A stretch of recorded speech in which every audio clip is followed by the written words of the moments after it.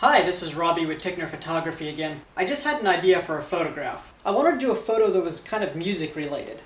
So I have some headphones. They're not exactly music headphones, but they're big. So I thought I could do a picture of myself wearing these headphones, effectively completely studio isolated on a black background. I just want a silhouette of myself wearing these headphones. I'm going to put my hands up to them like I'm listening to music or concentrating or thinking or something. So when we get it back into the computer, it should just be a silhouetted person on a totally black background, studio isolated.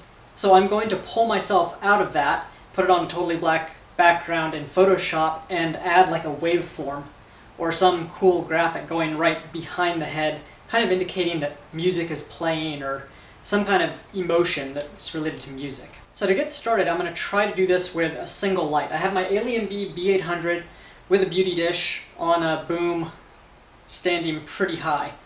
I have a black backdrop up, and I'm going to use the a77 with Zeiss 24-70, probably on the long end, close to 70, so I can make sure that the light or nothing gets in the image I don't want. And that should effectively backlight me, no light on my face. We'll see what happens. I may have to add a second speed light to help with the silhouette, but we'll see what it looks like. So I'm going to start setting things up and we'll experiment. So I'm looking at the live view from the a77 now, and I may need to move things further back. I think I'm going to get a lens flare caused by my light in the backlight. So I need to move it further up, which I'm kind of at the limit of its range, or I'm going to move further back and zoom in so I can remove it from the frame. Alright, I think I've got something that should work. I'm going to test some exposures.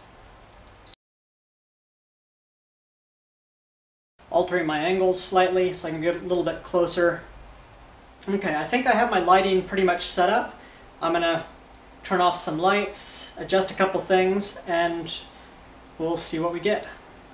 Alright, so I think something like this ought to work. I'm going to start my intervalometer, take 20 pictures, and we'll see what we get. Alright, I'm going to take round two.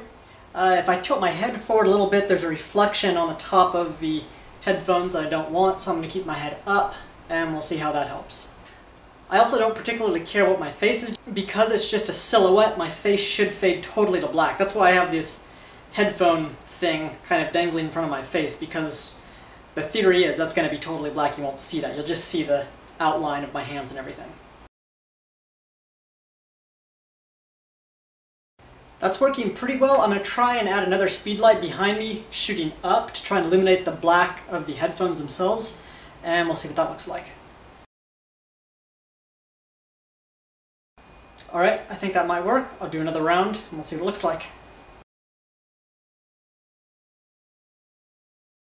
Alright, well, I've taken a bunch of pictures. I think some of this will work. Let's take them into Lightroom and see if we studio isolated properly. Then we'll move into Photoshop and try and create a cool background and see if we can make some art. So now we're into Lightroom, and this is what I created at the end. So I think it turned out pretty cool. Let's go see how I did it. I had a bunch of ones that I liked. I think this is the one I decided to work with. Oddly enough, what I thought was bad on the back of the camera, the reflection on the headphones themselves on the top, was actually turned out to be a really good thing. And this is why we need tethering on the a77, so I can actually see what's going on. But anyway, these are the Lightroom edits that I did to make this pretty much the final version. Blacked out my face, high contrast. It's pretty cool. Fairly simple edits.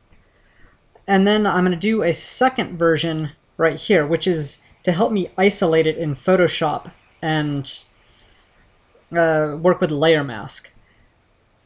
Because in my modified version, almost everything is black, as you can see, so it's really hard to actually get a lasso around things and isolate.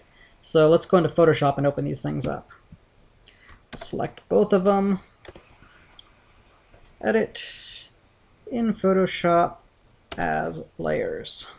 Okay, so now we're into Photoshop and we have our images here in the same document as layers. We don't need them for a little while. We need a background of black, and we need a new layer that we're going to create our line on. We need a brush that's pretty narrow, like 1 or 2 pixels. And then we're going to use the pen tool and create a line going across. One over there, hold down shift, click somewhere on the other side, you'll get a line going straight across. Right click, stroke path, simulate brush pressure using the brush. Control H, hide that. Alright, so now we have a really simple line. The way I like to make these musical kind of things, a musical waveform, is the wind tool. Unfortunately, you can't do that because we're in a 16-bit image because we imported these from Lightroom.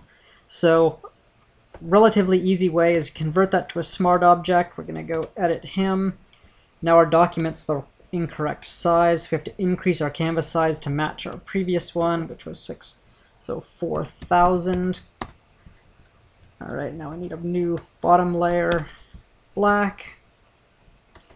And another thing, well, first let's convert 8-bit.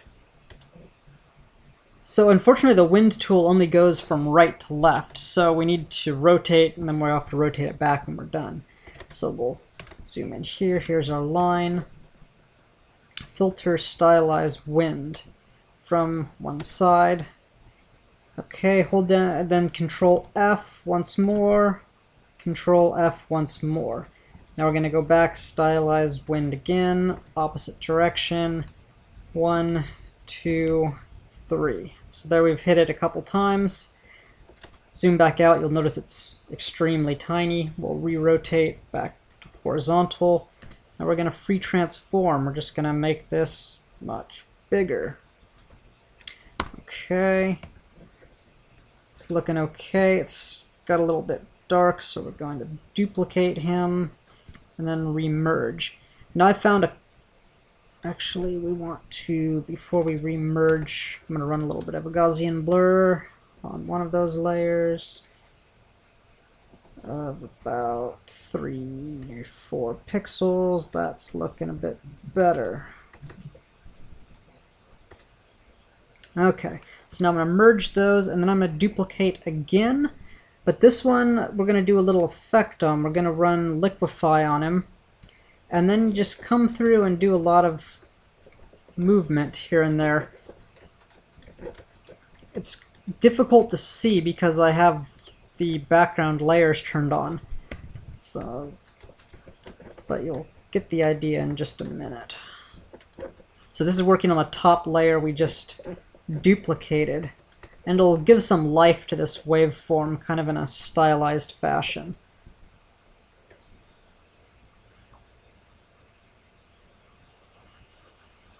So there we are. Took it from kind of a dull thing to kind of alive. So that'll work for the moment. So save this, close, and now back into our document. We have our smart object, we have our waveform in the background. So one thing I actually just forgot, in your smart object, make sure you turn off your black background before you save it and return to your main object, otherwise this next step does not work. So our next step is to add a gradient overlay. We're going to change the color, we'll just make it rainbow for right now. And we'll set this to 180. And that should make it pretty cool. We can adjust our scale a little bit. Something like that. Alright. Next, we're going to work on a layer mask. So we're going to use this guy, and we're going to select pretty much our whole body.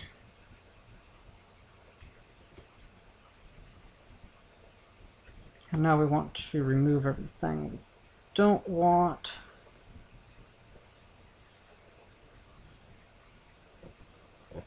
So certain things matter less. We just need a fairly general idea. Most important things are around the face and head, and in our negative space areas.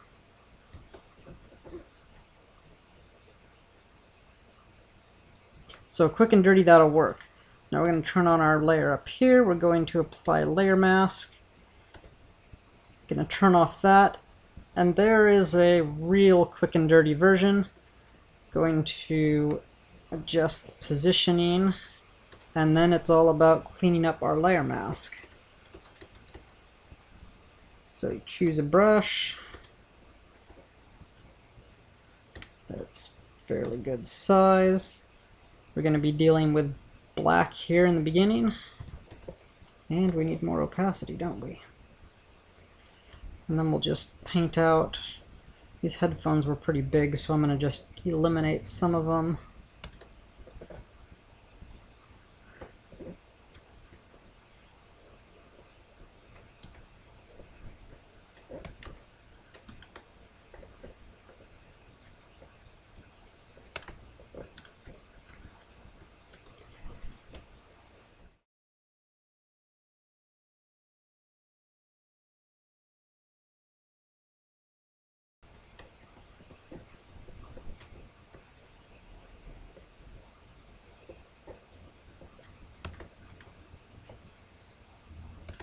Then it's all about cleaning up the layer mask. Just making this image look the way you want. It doesn't exactly have to match how real life was. This is a piece of art, so you're kind of creating it as you go. So there's a really quick and dirty edit of how I created this fine art image of a man listening to music, or a person listening to music. So I hope you found this helpful. If you have any questions, please leave them below. Otherwise, like and subscribe. Thanks. Bye.